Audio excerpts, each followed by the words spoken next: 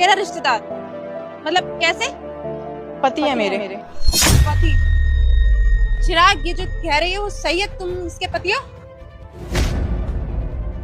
वो क्या बोलेंगे?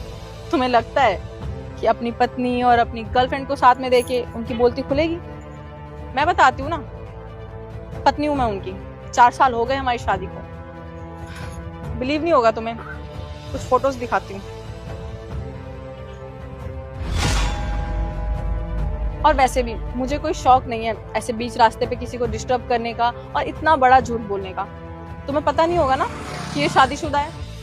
देखो, अगर मुझे पता होता ना तो मैं कभी भी इसको डेट नहीं करती। और इसने मुझे कभी बताया ही नहीं कि ये मैरिड है। और इसने तो मुझसे झूठे वादे किए कि बीबी मैं तो तुमसे बहुत प्यार करता हूँ, तुमसे बहुत जल्द शादी करूंगा।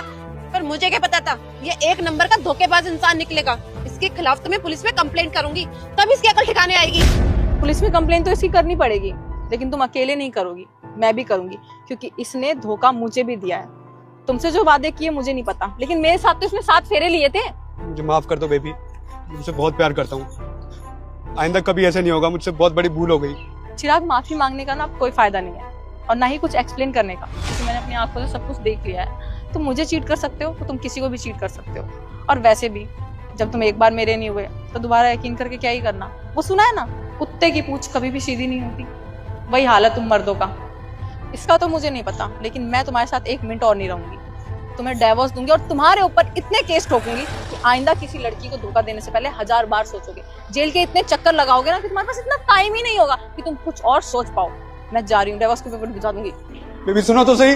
बेबी, देविका, तुम तो मेरी बात समझ सकती हो। अब मेरी बीवी भी मेरे को छोड़ के चलेगी, तुम मुझसे शादी कर लो।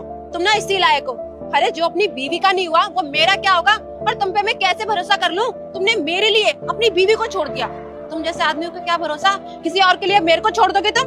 तो जो तुम्हारे साथ हुआ है ना, अच्छा हुआ है। अब तुम ऐसे ही रहो। अगर वीडियो अच्छी लगी तो लाइक और सब्सक्राइब कर देना।